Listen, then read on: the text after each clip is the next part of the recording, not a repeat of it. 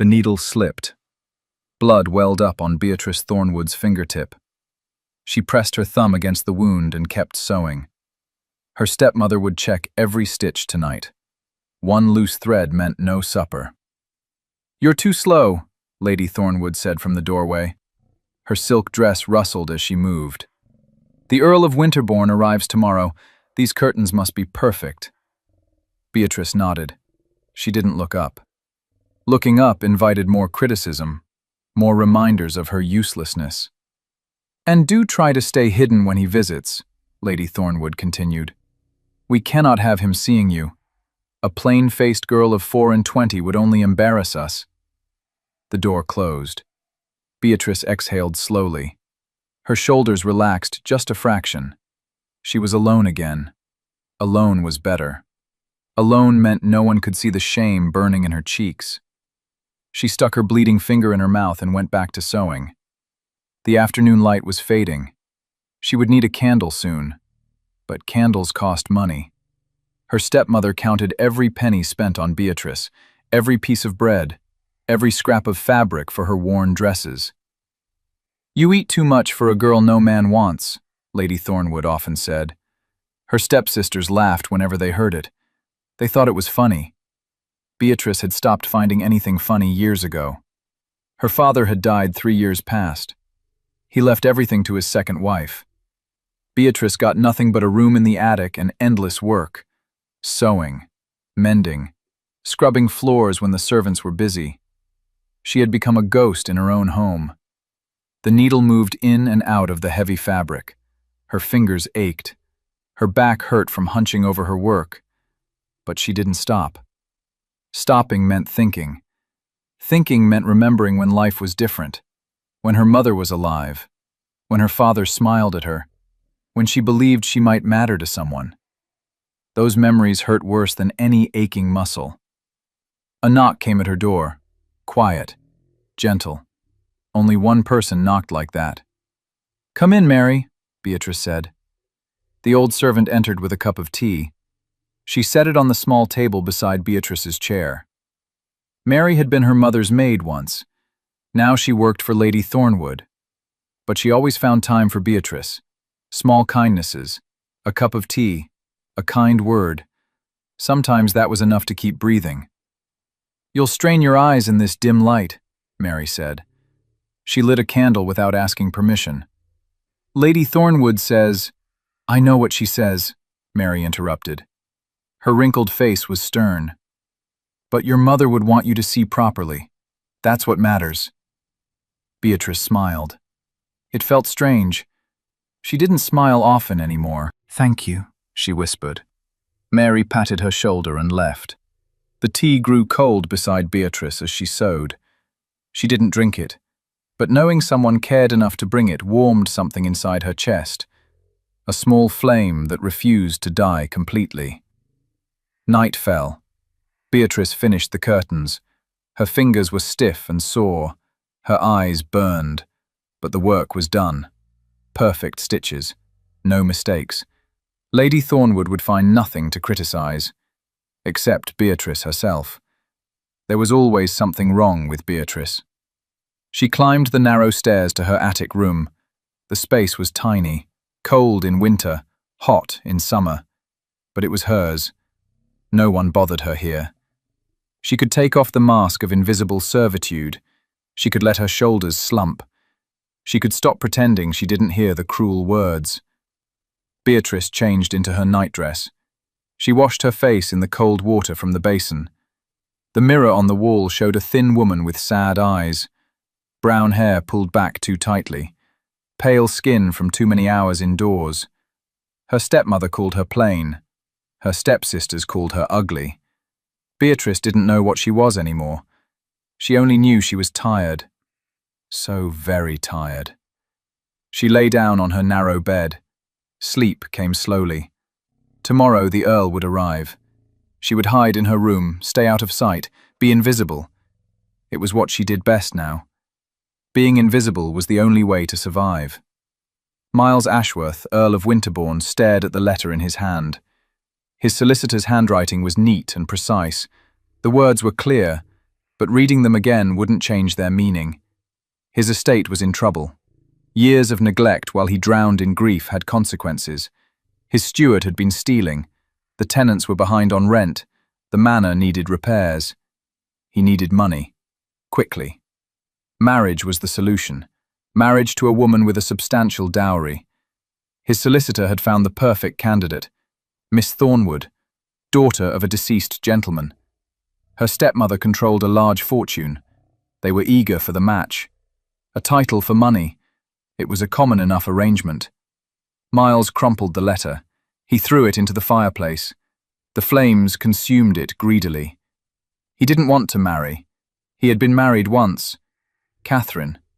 Beautiful, gentle Catherine. She died bringing their stillborn son into the world. The grief had nearly killed him too. He spent 2 years in a fog of pain and brandy. He neglected everything, everyone. Now he had to marry again. For duty, for his estate, for the people who depended on him. But his heart felt like a stone in his chest, cold, heavy, dead. "My lord, your carriage is ready," his valet announced. Miles nodded. He straightened his cravat. He put on his coat. He looked every inch the wealthy earl, handsome, powerful, controlled. Inside, he felt nothing. The journey to Thornwood Manor took 4 hours. Miles watched the countryside pass. Green fields, stone walls, sheep grazing. England in summer was beautiful. He used to notice such things, before Catherine died, before joy became a foreign concept. Now he saw it all through a grey veil. Nothing touched him. Nothing mattered except duty. The carriage rolled up to Thornwood Manor. The house was impressive. 3 stories of golden stone, well-maintained grounds. It spoke of money. That was all that mattered now. Lady Thornwood greeted him at the door. She was a handsome woman in her middle years. Her smile was too bright, too eager. She reminded Miles of a cat who found a mouse. "Your lordship, what an honour!" she gushed. She curtsied deeply. "Please come in. We are so delighted to receive you." Miles followed her into the drawing room.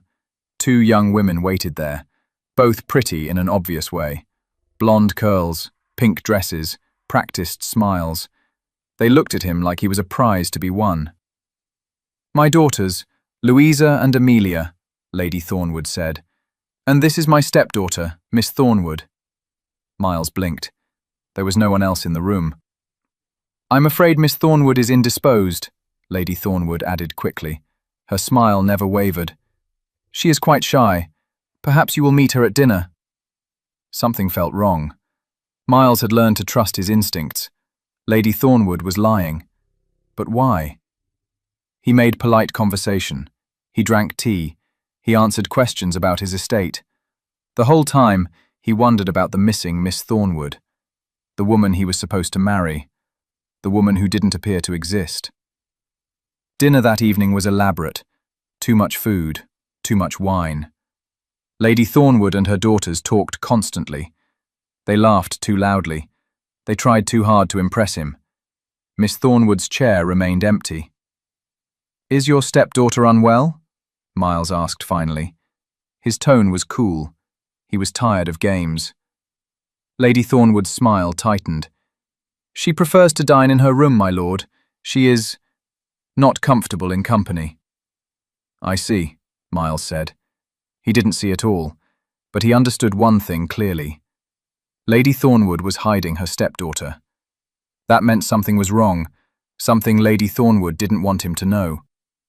Miles Ashworth had been numb for 2 years, but curiosity stirred in him now, a faint spark of interest. What was wrong with Miss Thornwood? Why hide her? And why offer her in marriage if she was so shameful? He would find out, one way or another. Beatrice heard the Earl arrive. She heard the bustle of servants, the excited chatter of her stepsisters. She stayed in her room as ordered, invisible, silent, forgotten. Mary brought her supper on a tray, bread and cheese, water, the same meal she ate every night while the family dined on roast beef and wine below. He's a handsome man, Mary said quietly. She set the tray down. Sad eyes, though. Looks like he's carrying the weight of the world. Beatrice said nothing. What was there to say? The Earl would marry one of her stepsisters. He would take his title and his handsome face back to his estate. Beatrice would continue sewing curtains and staying out of sight. Nothing would change. Nothing ever changed. Mary left. Beatrice ate her bread slowly. She had learned to make small meals last, to chew carefully, to pretend there was more than there was. It was a skill she had perfected over 3 long years.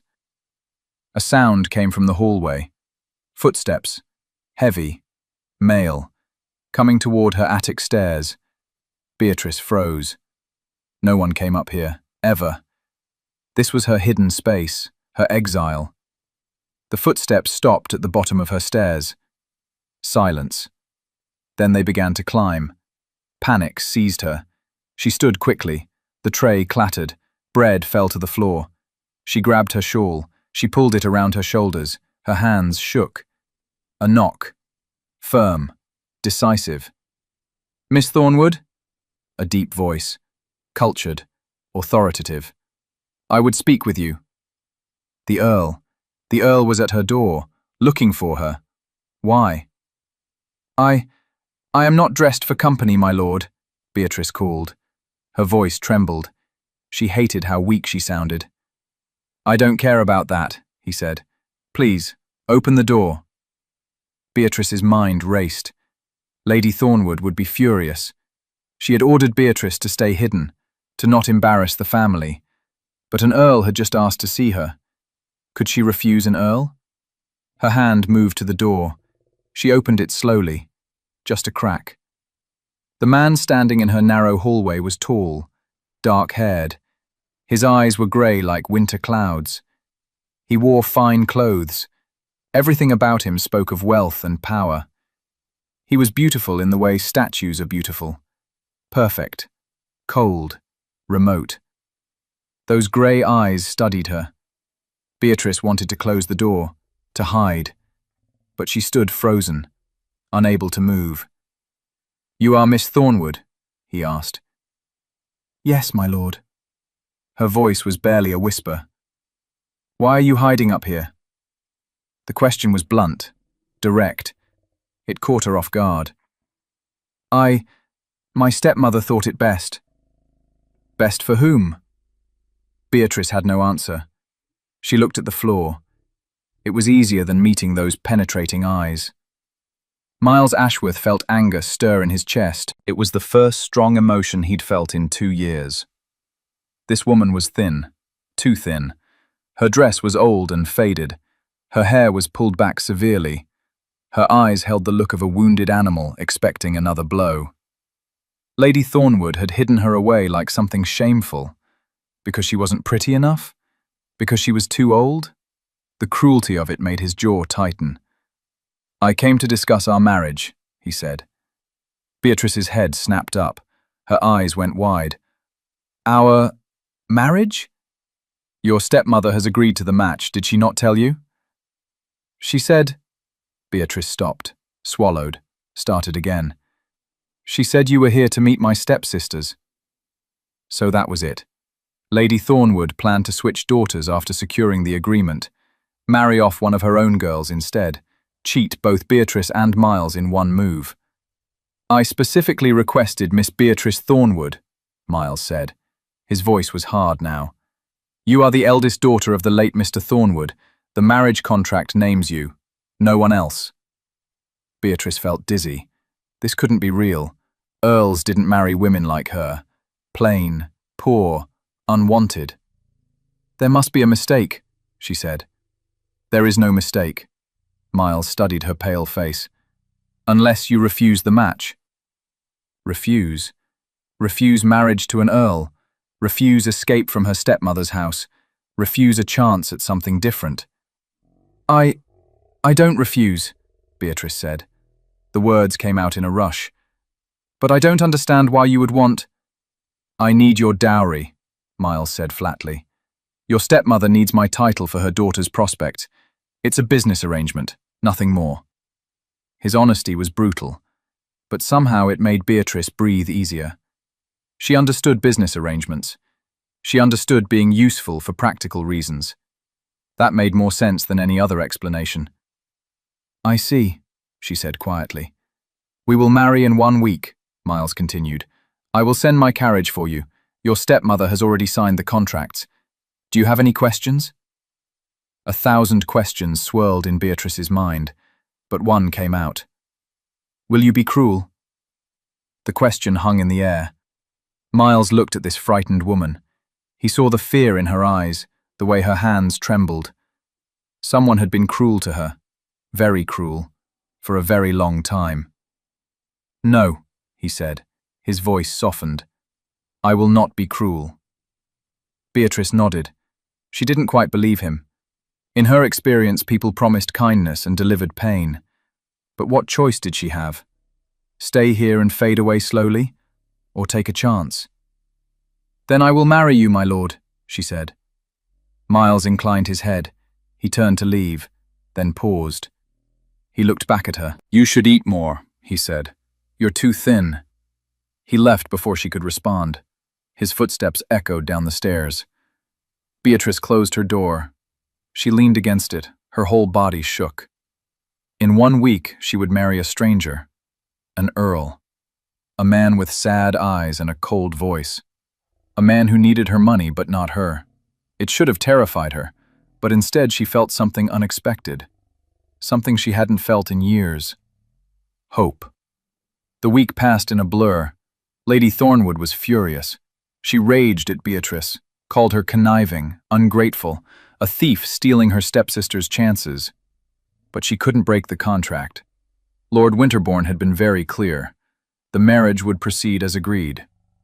Mary helped Beatrice pack her few belongings. One trunk held everything she owned: faded dresses, worn shoes, her mother's hairbrush, a few books. It was a pitiful collection, but it was hers. "You're getting your chance," Mary said. She folded a dress carefully. "Your mother would be so happy." Beatrice wasn't sure about happiness, but she was getting out. That was something. The wedding took place in the village church. Only a few witnesses attended. Lady Thornwood came with sour face. Her stepsisters glared. Mary stood in the back and wept quietly. Miles Ashworth stood at the altar in a dark coat. His face showed nothing. No emotion, no warmth. He could have been signing a business document for all the feeling he displayed. Beatrice walked down the aisle alone. No one to give her away. She wore her best dress. It was still shabby. She knew she looked like a beggar marrying a prince. The contrast was painful. The ceremony was brief. Miles spoke his vows in a flat voice. Beatrice's voice shook through hers. The vicar pronounced them married. Miles placed a ring on her finger. Gold. Heavy. It felt strange on her thin hand. He didn't kiss her. He simply took her arm and led her out to his carriage. No celebration. No wedding breakfast. They left immediately for his estate. Beatrice sat across from her new husband in the carriage. She kept her hands folded in her lap. She didn't know what to say, what to do.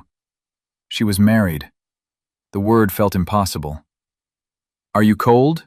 Miles asked suddenly. Beatrice blinked. She was shaking. She hadn't realized. "Stop shaking," he ordered. His tone was sharp. Then he noticed her thin dress, the way she had no proper coat. He muttered something under his breath. He shrugged off his own coat and handed it to her. "Put this on." Beatrice took the coat. It was warm from his body. It smelled of sandalwood and something else, something masculine. She wrapped it around herself. The shaking lessened. "Thank you," she whispered. Miles looked out the window. He didn't respond, but he didn't take his coat back either.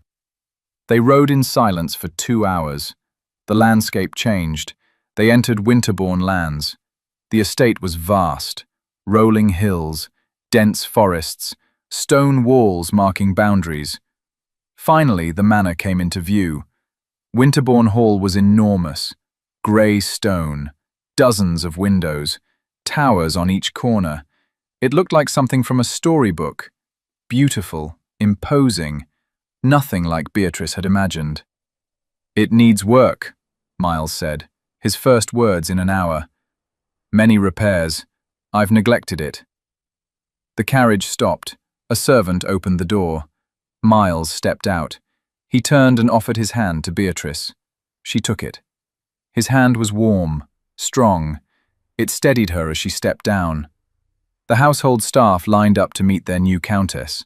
The butler, the housekeeper, maids, footmen. They all stared at her. Beatrice felt their eyes. She knew what they saw. A plain woman in a shabby dress. Their earl could have married anyone. Instead, he brought home this. "This is Lady Winterbourne," Miles announced. His voice was cold, authoritative. "She is to be treated with the utmost respect. Mrs. Fletcher, please show her to her rooms." The housekeeper curtsied. She was a stern-looking woman in her 50s. "Of course, my lord. This way, my lady." Beatrice followed Mrs. Fletcher inside. The entrance hall was magnificent. Marble floors, paintings on the walls, a grand staircase. Everything gleamed. But there was a coldness to it, a sense of emptiness, like a beautiful tomb. Mrs. Fletcher led her upstairs, down a long corridor. She opened a door to a suite of rooms. "The Countess's chambers, my lady. Lord Winterbourne's rooms are through that door." She pointed to a connecting door. "Shall I have your trunk brought up?" "Yes, please," Beatrice said. Her voice sounded small in this grand space. Mrs. Fletcher left. Beatrice stood alone in her new rooms. The bedroom was 3 times the size of her attic. A massive bed dominated the space. Heavy curtains framed tall windows, a dressing table, a wardrobe, a sitting area by the fireplace. It was beautiful. It was terrifying. Beatrice walked to the window. She looked out over the gardens. Even in the fading light, she could see they were overgrown, neglected, like the house itself. Everything here felt abandoned, lonely, like her, like Miles. 2 lonely people in a business arrangement. This was her life now. A knock at the connecting door made her jump. "May I enter?" Miles's voice. "Yes," Beatrice said. He came in. He had changed clothes. He wore simpler attire now. His hair was slightly disheveled. He looked tired, human, less like a cold statue. "I wanted to make something clear," he said. "I will not force myself on you. This marriage is for convenience. You need not fear marital duties." Beatrice felt her face flame. She nodded. She couldn't speak. "You are free to do as you please in this house," Miles continued. "Go where you like. Do what you wish. I only ask that you appear at dinner. We should maintain some pretense of a normal marriage for the servants." "Of course," Beatrice managed. Miles looked at her. Really looked. His grey eyes softened just a fraction. "You're still shaking." "I'm sorry. I don't mean to." "Stop apologizing." He moved closer. His hands reached out. For a moment, Beatrice thought he would strike her. She flinched. Miles froze. His face hardened. "I told you, I will not hurt you." "I know. I'm sorry. I mean—" Beatrice squeezed her eyes shut. She was making everything worse. Miles's hands settled on her shoulders, gentle, steadying. "Breathe," he said quietly. "Just breathe." Beatrice opened her eyes. He was very close. She could see the flecks of silver in his grey eyes, the lines of grief around his mouth. He looked as broken as she felt. "I'm frightened," she admitted. "So am I," Miles said. The confession seemed to surprise him. His hands squeezed her shoulders once, then he stepped back. "Try to rest. Dinner is at 8. He left through the connecting door. Beatrice stood there. Her shoulders still felt warm where he'd touched her. He said he was frightened. An earl, a powerful man. Frightened. Maybe they weren't so different after all. The first week at Winterbourne Hall was strange. Beatrice moved through the grand rooms like a ghost. She didn't know what to do with herself. She had no duties, no endless sewing, no stepmother to please. She was simply there. Miles was polite but distant. They ate dinner together in the vast dining room. They made stilted conversation. The weather, the estate. Nothing personal, nothing real. Then he would excuse himself to his study. She would return to her rooms, alone. But small things changed. New dresses appeared in her wardrobe, simple but well made. They fit properly. They were warm. A maid was assigned to her, Annie, a cheerful girl who chattered as she helped Beatrice dress each morning. "His lordship ordered a whole new wardrobe for you, my lady," Annie said. "Said you needed proper clothes. He was quite insistent." Beatrice touched the soft fabric of her new day dress. Miles had noticed. He had cared enough to act. Food appeared between meals, tea and cakes in the afternoon, biscuits in her room at night. She was never hungry now. Her body slowly stopped feeling like it might break. "You need to eat," Miles said one evening at dinner. He pushed the dish of potatoes toward her. "You're still too thin." It was the same thing he'd said the night they met. Beatrice took more potatoes. She ate them slowly. Miles watched. Something flickered in his eyes. Satisfaction? Concern? She couldn't tell. But he cared that she ate. That meant something. One afternoon, Beatrice explored the library. It was enormous. 3 stories of books, rolling ladders, windows that flooded the space with light. It was the most beautiful room she'd ever seen. She ran her fingers along the spines. Poetry, history, novels, everything she could want. She pulled out a volume of Shakespeare. She curled into a chair by the window. For the first time in years, she forgot to be afraid. Hours passed. The light changed. Beatrice was deep in Hamlet when a voice startled her. "You like to read?" Miles stood in the doorway. He wasn't asking. He was stating. "Yes, my lord." Beatrice started to stand. "Don't get up." He crossed the room. He looked at the book in her hands. Hamlet. Tragedy. Appropriate for this house. "The library is wonderful," Beatrice said. She clutched the book. "Thank you for letting me use it." "It's your house too," Miles said. He sounded tired. "You don't need permission."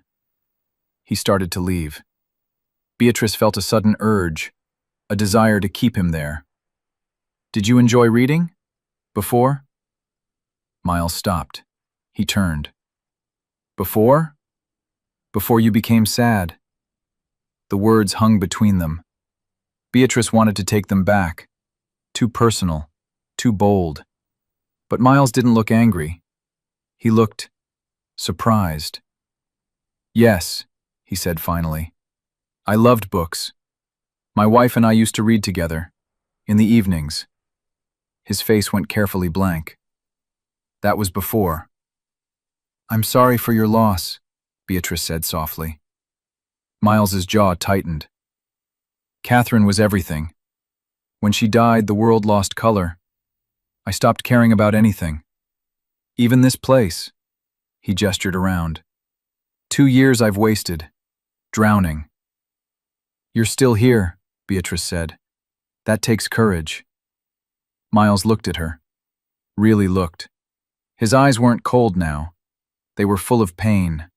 Raw. Real. "Sometimes I'm not sure why."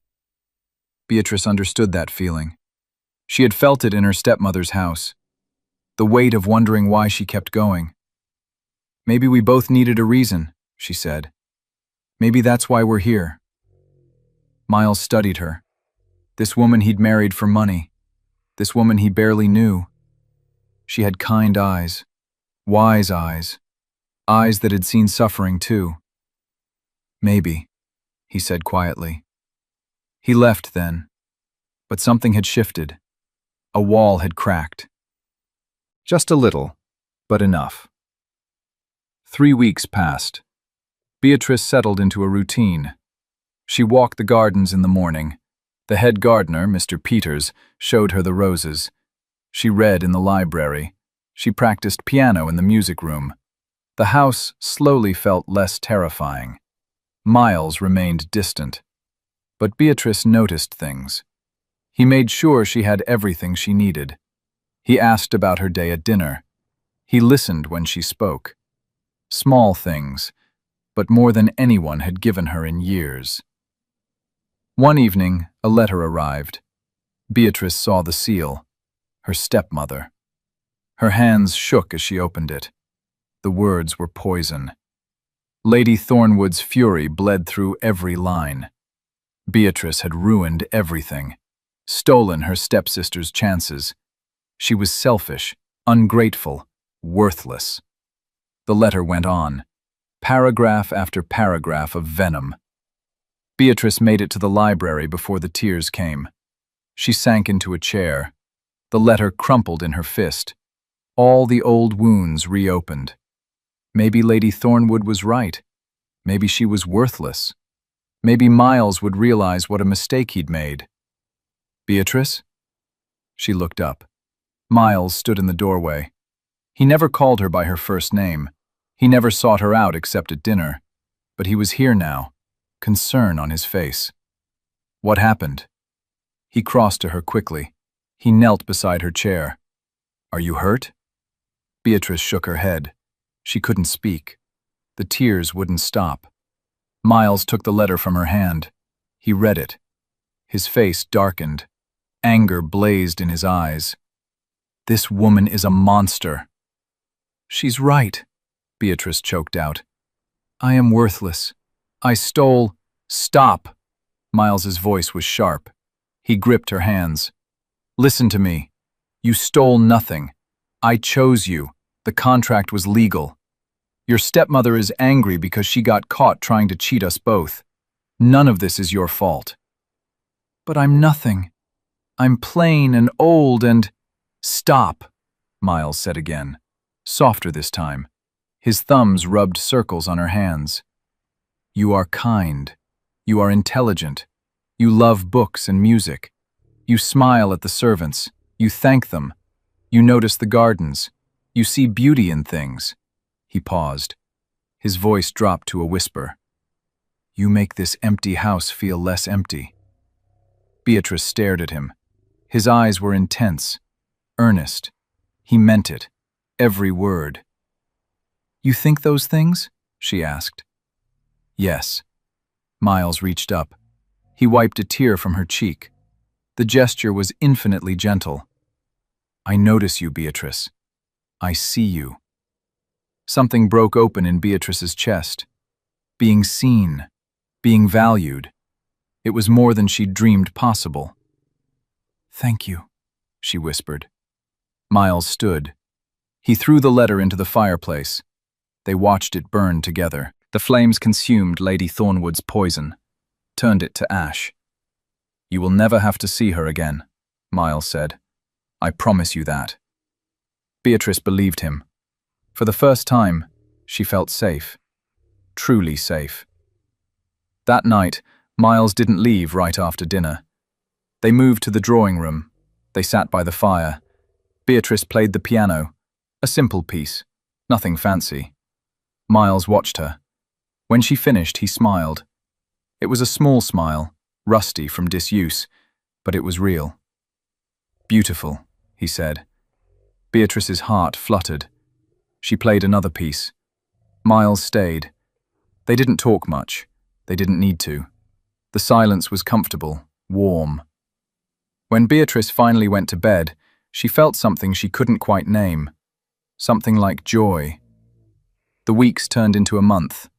Then 2. The distance between Beatrice and Miles slowly shrank. They spent more time together.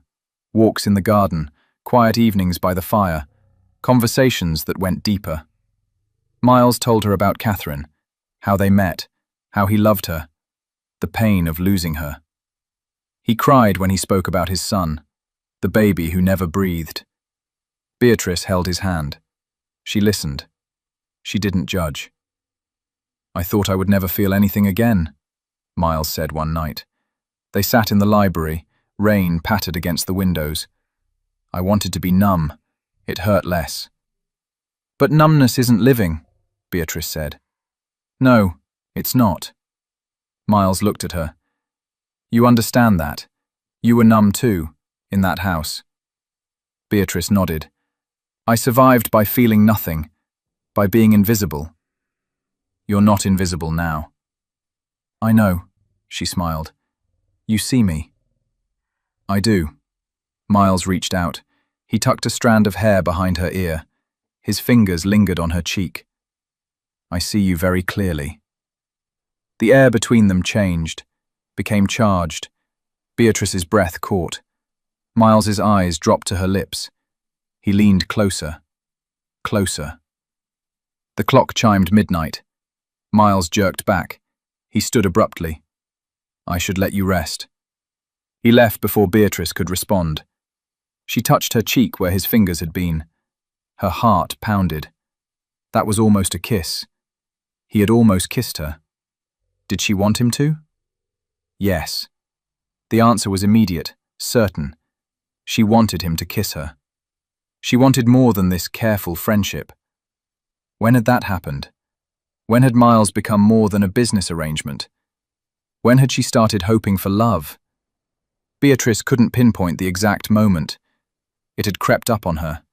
In all the small kindnesses, the conversations, the way he looked at her like she mattered, like she was beautiful. She was falling in love with her husband, and she had no idea if he felt the same. The next day was warm, sunny. Beatrice walked in the rose garden. The flowers were blooming again. Mr. Peters had restored the beds. Red roses, white, pink. The air smelled sweet. There you are. Miles approached from the house. He wore casual clothes, no coat. His shirt sleeves were rolled up. He looked younger like this, less burdened. The roses are beautiful, Beatrice said. Mr. Peters has worked wonders. You worked wonders, Miles corrected. You asked him to restore the gardens. You gave him a purpose. The whole estate is different because of you. Beatrice felt her cheeks warm. I only suggested. You did more than suggest. Miles stopped beside her, close enough that she could feel his warmth. You brought life back to this place, to me. Beatrice looked up at him. His grey eyes were soft, tender. Something stirred in them, something that made her pulse race. Miles, she whispered. Using his first name felt daring, intimate. Say it again, he said. His voice was rough. Miles. He closed his eyes, like her voice caused him pain, or pleasure. When he opened them again, they blazed. Beatrice, I need to tell you something. What? I didn't expect this. I married you for money, a cold transaction. But you... He reached for her hand, held it gently. You made me feel again. You made me want to live again. You're so much more than I deserve. That's not true, Beatrice protested. It is. Miles brought her hand to his lips. He kissed her knuckles. You were kind when you had every reason to be bitter. You were strong when you were treated like you were weak. You were beautiful when the world told you that you weren't. He pulled her closer. I was blind. I see now. You are extraordinary. Tears filled Beatrice's eyes. You think I'm beautiful? So beautiful it hurts to look at you sometimes. I'm falling in love with you, Beatrice blurted. She couldn't hold it in. I know it wasn't supposed to happen. I know this was just business, but I can't help it. Miles's face transformed. Joy. Pure joy. He cupped her face in his hands. Thank God, because I fell in love with you weeks ago. I've been terrified you could never feel the same. How could I not? Beatrice whispered. You saved me. No, Miles shook his head. We saved each other. He kissed her then, finally. His lips were soft, gentle, asking. Beatrice kissed him back, her first kiss. It was everything she never knew she wanted. Warmth flooded through her, safety, Love. Home. Miles pulled her close, his arms wrapped around her. The kiss deepened, became something more. Promise. Passion. Everything they'd been holding back. When they finally broke apart, they were both breathless. Miles rested his forehead against hers.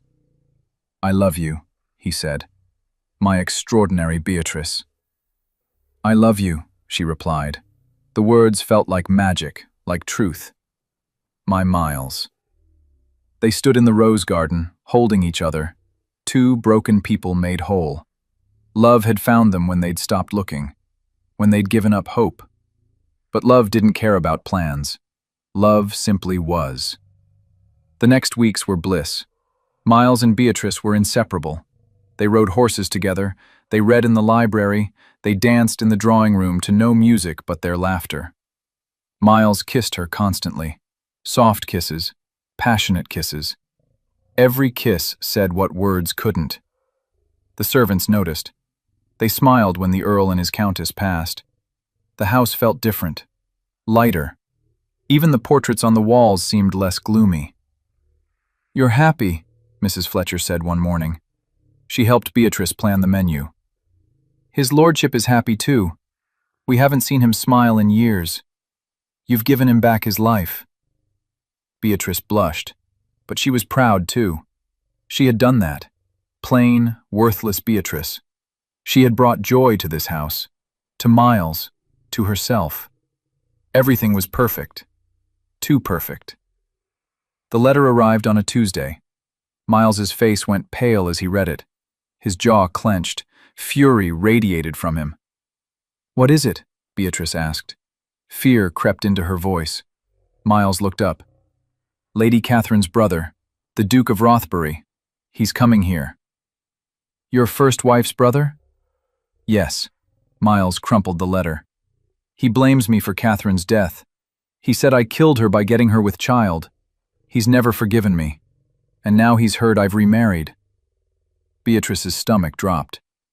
"What does he want?" "To cause trouble. To hurt me." Miles's eyes were bleak. "He'll say terrible things. About me. About you. About our marriage." "Let him," Beatrice said firmly. "I don't care what he says. I love you. That's all that matters." Miles pulled her close. "You say that now, but the Duke is powerful, influential. He can make our lives very difficult. Society listens to him." "Then society can go hang," Beatrice said. She was surprised by her own fierceness. "I've faced worse than gossip." Miles kissed her forehead. "You're brave, but this will be hard." The Duke arrived 2 days later. He was an imposing man, tall, aristocratic, cold blue eyes. He looked at Beatrice like she was dirt on his shoe. "So this is the replacement," he said. His voice dripped contempt. "How quickly you forgot Catherine." "I will never forget her," Miles said. His voice was steel. "But I am allowed to live, to love again." "Love?" the Duke laughed. "You married this plain creature for money. Everyone knows it. You dishonor Catherine's memory with this farce." Beatrice flinched. The words struck old wounds. Plain creature. Her stepmother's voice echoed. Worthless. Ugly. Unwanted. "That's enough," Miles said. His fury was barely controlled. "You will not speak of my wife that way." "Your wife?" the Duke sneered. "She's a convenience, a means to save your neglected estate. Do not pretend this is a real marriage." "It is more real than you can imagine," Miles shot back. "I love Beatrice. She is everything to me." "How touching," the Duke turned to Beatrice. "Tell me, girl, does he visit your bed, or does he keep you as a business partner only?"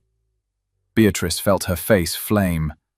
The question was horrible, invasive, meant to humiliate. "Our private life is none of your concern," she managed.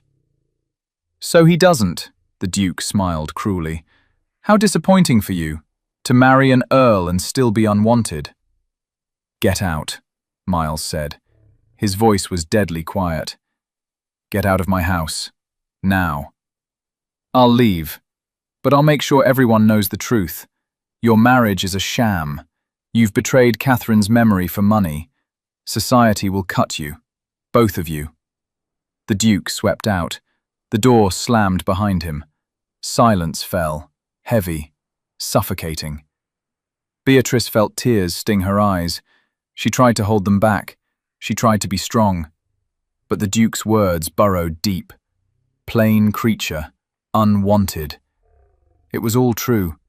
Miles had married her for money. Maybe love wasn't enough to erase that. "Beatrice," Miles said. He reached for her. "Don't," she whispered. "Please, I need to be alone." She fled to her rooms. She locked the door. She sank onto the floor. The tears came then, great heaving sobs. All her old fears crashed back. She wasn't good enough. She would never be good enough. The Duke was right. She was just a convenient solution to Miles's money problems. Maybe he thought he loved her, but how could he really? Look at her. Plain, damaged, nothing special. The doubts consumed her. They whispered poison. She believed them. After all, hadn't she believed them her whole life? Miles knocked on the connecting door. "Beatrice, please, let me in." "Go away," she called. Her voice was thick with tears. "I won't go away. I love you. That man is a liar. Please, open the door." Beatrice didn't move. She couldn't face Miles right now, couldn't let him see her like this. Broken. Weak. Everything she'd tried so hard not to be. Hours passed. Night fell. Beatrice lay on her bed. She stared at the ceiling. The Duke's words played over and over. Plain creature. Sham marriage. Dishonor. Unwanted. Maybe she should leave. Give Miles his freedom. He could find someone worthy. Society's opinion meant nothing. "Let them talk," Miles said one evening. They sat together in the library. "They don't know us. They don't know what we have." "I used to care so much what people thought," Beatrice said. "My stepmother made sure of that. But now," she smiled, "now I only care what you think." "I think you are perfect," Miles said. He kissed her. "I think I'm the luckiest man alive." Beatrice laughed. Real laughter. Joy bubbled up inside her. "Hardly perfect, but maybe perfect for you. Exactly perfect for me." A knock interrupted them. Mrs. Fletcher entered. She looked worried. "My lord, my lady, there are people at the door, tenants from the village. They heard the rumors. They want to speak with you." Miles's face hardened. "Tell them they want to defend you," Mrs. Fletcher said quickly. "They're angry about the gossip. They want you to know they support you both." Beatrice and Miles exchanged glances. They went to the entrance hall together. Dozens of people crowded there. Farmers, shopkeepers, workers from the estate, all holding their hats, all looking determined. Mr. Peters stepped forward. "Begging your pardon, my lord, but we heard what's being said in London. It's all lies. We know that. You and her ladyship are good people, the best. You've brought life back to this estate, to all of us. We won't stand by and let some duke slander you." Others murmured agreement. Beatrice felt tears prick her eyes. These people barely knew her, but they were here, supporting them. "Thank you," Miles said. His voice was thick with emotion. "Your loyalty means more than you know." "We know what a good marriage looks like," an old woman said. "We see how you look at each other. That's real love, not what was said about you." The crowd dispersed after more words of support. Miles closed the door. He leaned against it. Beatrice went to him. He pulled her close. "They see it," he whispered. "Everyone here sees what we have." "Because it's real," Beatrice said. "You can't hide real love." That night, Miles came to Beatrice's room. He knocked softly. She opened the door. He stood there, hesitant, nervous. "May I stay with you tonight?" he asked. "Just to hold you. I need to be close to you." Beatrice stepped back, let him in. They climbed into her bed. Miles wrapped around her, his face buried in her hair, his arms circled her waist. They fit together perfectly. "I love you," he murmured. "My brave, beautiful Beatrice." "I love you," she replied. "My kind, wonderful Miles." They fell asleep tangled together, safe in each other's arms. The world could say what it wanted. They had this. They had each other. That was more than enough. Weeks passed. The scandal died down. New gossip replaced old. Society moved on to the next drama. The Duke of Rothbury left them alone. Miles and Beatrice settled into their life together. One afternoon, a carriage arrived unexpectedly. Beatrice watched from the window. An older couple emerged, well-dressed, aristocratic. Miles went pale when he saw them. "My parents," he said. "I didn't know they were coming." Beatrice's stomach clenched. Miles had mentioned his parents, the Marquis and Marchioness of Thornbury. They had disapproved of his first marriage. Catherine wasn't high-born enough. They had been cold to her. Miles hadn't spoken to them in years. "They probably heard about our marriage," Miles said grimly. "About the scandal. They'll have opinions." Beatrice straightened her spine. "Let them. I'm not afraid." Miles looked at her. Pride shone in his eyes. "No, you're not afraid of anything anymore." They went down together. The Marquis was a tall man with gray hair. His wife was elegant, cold. They looked at Beatrice with barely concealed disdain. "So this is your new wife," the Marchioness said. Her tone was icy. "How disappointing." "Mother," Miles said sharply, "you will be polite, or you will leave." "Polite? She's common, plain. You married beneath you. Again." "I married the best woman I've ever known," Miles shot back. "Beatrice is more than you could ever be. She has kindness, compassion, real worth." The Marchioness's eyes narrowed. "You've been bewitched. This girl trapped you."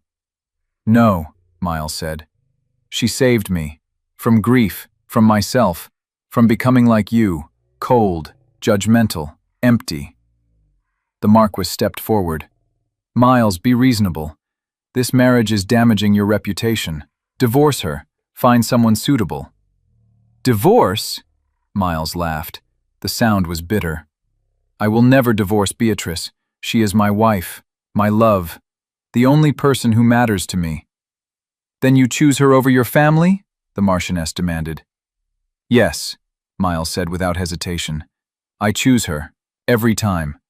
Now leave. You're not welcome here." The Marquis drew himself up. "You'll regret this." "The only thing I regret is wasting years caring what you think." His parents left, rigid with anger. The door closed behind them. Miles turned to Beatrice. He pulled her into his arms. "I meant every word," he said fiercely. "You are my choice, my only choice." Beatrice held him tight. "I know. I believe you. They can disown me, cut me off. I don't care. I have everything I need right here." Beatrice pulled back. She looked up at him. This man who had chosen her, who had defended her, who loved her despite everything. "You are the bravest man I know," she said. "No, you are the brave one. You survived. You kept your heart soft. You loved me when you had every reason not to trust." They kissed, deep, passionate, a kiss that sealed promises, that spoke of forever.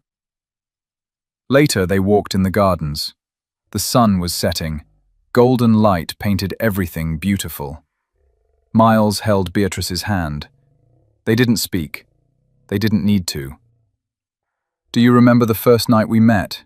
Miles asked finally. "When I came to your attic room?" "Of course. You said you wouldn't be cruel." "I was so angry that night. At your stepmother, at the world, at myself. But then I saw you, this frightened woman who'd been treated so badly, and I thought, maybe I could do one decent thing. Maybe I could help you." You did help me. You saved me. Miles stopped. He turned to face her. No, you saved me. I was dead inside, going through motions. You brought me back to life. You showed me how to feel again, how to hope, how to love. We saved each other, Beatrice said. That's what love does. Yes. Miles cupped her face. My beautiful Beatrice. My heart. My home. My Miles, Beatrice whispered. My love. My everything. They stood in the garden as night fell. Two people who had found each other in darkness, who had chosen love when it would have been easier to stay numb, who had fought for happiness and won. Winterbourne Hall glowed behind them, no longer a cold tomb. Now it was a home, filled with love, with laughter, with life. The future stretched ahead, bright, full of promise. There would be challenges, difficulties, but they would face them together, always together, because love had transformed them, healed them, made them whole. And that was the greatest triumph of all. 6 months later, Beatrice stood in the nursery. She placed a hand on her still flat stomach. New life grew there. A baby. Their baby. Miles's child. Her child. A future they created together out of love. Miles entered. He wrapped his arms around her from behind. His hand covered hers on her stomach. How are you feeling? Happy, Beatrice said. So happy it frightens me sometimes. Don't be frightened. This is real. This is ours. Nothing can take it away. Beatrice leaned back against him, safe, loved, cherished. She thought about the woman she used to be, frightened, broken, convinced of her own worthlessness. That woman was gone. In her place stood the Countess of Winterbourne, a woman who knew her value, who was loved deeply, who loved in return. Thank you, she whispered. For what? For seeing me, for choosing me, for loving me. Miles turned her in his arms. He kissed her softly. Thank you for letting me, for trusting me, for making my life worth living. They held each other in the nursery.